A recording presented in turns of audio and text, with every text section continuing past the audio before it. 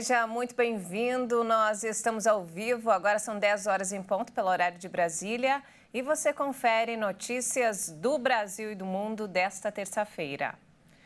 A prévia da inflação oficial do país voltou a acelerar e ficou em 0,78% em fevereiro. O resultado foi divulgado agora há pouco pelo IBGE. O IPCA 15 teve uma alta de 0,47 ponto percentual em relação a dezembro. E nos últimos 12 meses, o índice acumula alta de 4,49%.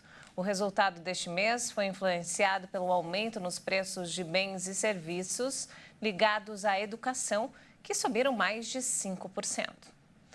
E olha só, a Justiça aprovou nesta segunda-feira o plano de recuperação da Americanas para reestruturar suas dívidas com credores. Nesse mesmo dia, a empresa apresentou resultados financeiros que revelaram uma perda menor no ano passado em comparação com o ano anterior.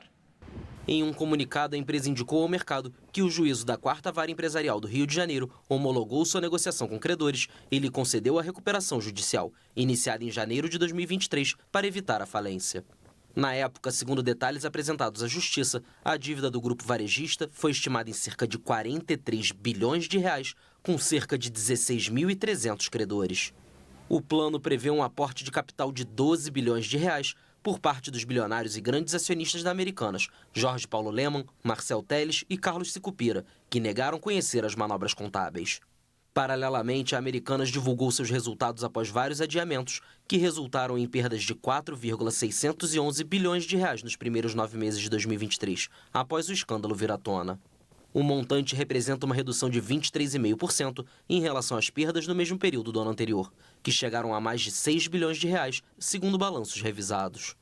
Na apresentação do relatório, o CEO da empresa, Leonardo Coelho, disse que considera superada a fase mais crítica pela qual a Americanas passou.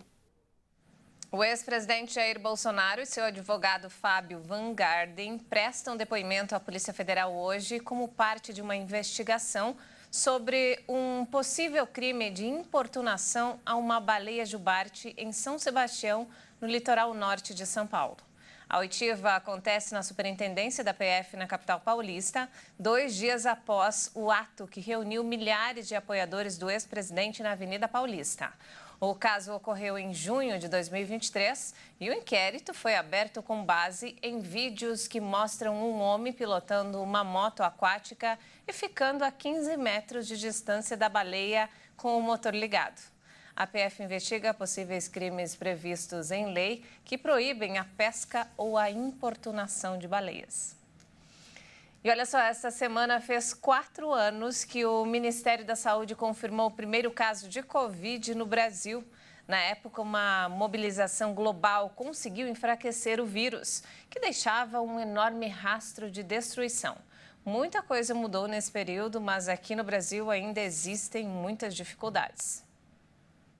O Brasil sequencia cerca de 0,03% das amostras de Covid-19, enquanto países como o Reino Unido analisam por volta de 5%. Nas últimas semanas, houve um aumento do número de casos da doença no país, passando de cerca de 20 mil na primeira semana desse ano para mais de 45 mil na 7ª semana.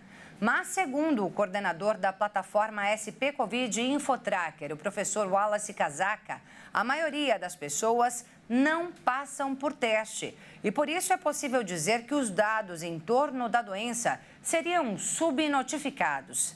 A gente lembra aqui que o conteúdo divulgado nos boletins epidemiológicos correspondem apenas aos pacientes testados nos postos ou então nos hospitais.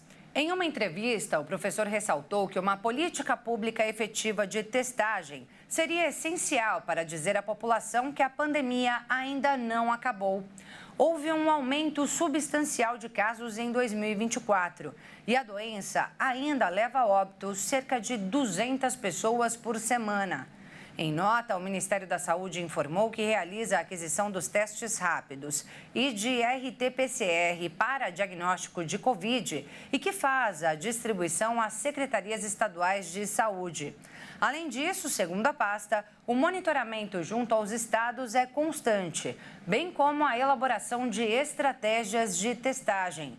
Diz ainda que os registros de testes rápidos nas primeiras semanas de 2024 praticamente dobraram em relação ao final do ano passado, passando de cerca de 38 mil em 23 de dezembro de 2023 para 75 mil em 17 de fevereiro de 2024. A pasta afirma também que a vacinação segue como a principal medida para evitar casos graves. Segundo o boletim epidemiológico divulgado no último dia 17, até aqui, o país contabiliza mais de 38 milhões de casos de Covid-19 e aproximadamente 709 mil mortes causadas pela doença. Agora a gente fala sobre o conflito no Oriente Médio. O presidente americano Joe Biden, que está envolvido em negociações para o fim da guerra em Gaza, anunciou que um possível cessar-fogo para a libertação de reféns pode ser acordado até a próxima segunda-feira. Enquanto estava em uma sorveteria na cidade de Nova York, o presidente dos Estados Unidos, Joe Biden, disse que espera que haja um cessar-fogo no conflito entre Israel e Hamas até a próxima segunda-feira, dia 4. Informações divulgadas sinalizam que o Hamas recuou em algumas exigências nas negociações para a libertação de reféns. Fala-se em um acordo que poderia parar os combates e, então, começar a libertação. Primeiro, um grupo de reféns israelenses. A expectativa é que esse acordo leve múltiplas fases, iniciando uma trégua que duraria até 6 semanas. As equipes dos países se encontraram nesta segunda-feira em Doha para discutir os pontos mais delicados das questões gerais abordadas na última sexta-feira. Um sinal de progresso. De acordo com as últimas declarações do Conselheiro de Segurança Nacional dos Estados Unidos, Jake Sullivan, a questão mais delicada envolve o Catar e o Egito com o Hamas. Isso porque eles que devem concordar em libertar os reféns. E ainda falando sobre o assunto, os Estados Unidos elogiaram as reformas da Autoridade Palestina como um passo adiante para a reunificação da Cisjordânia e da faixa de Gaza após a renúncia de seu primeiro-ministro. O porta-voz do Departamento de Estado americano, Matthew Miller, elogiou as reformas da Autoridade Palestina como um passo adiante para a reunificação da Cisjordânia e da faixa de Gaza.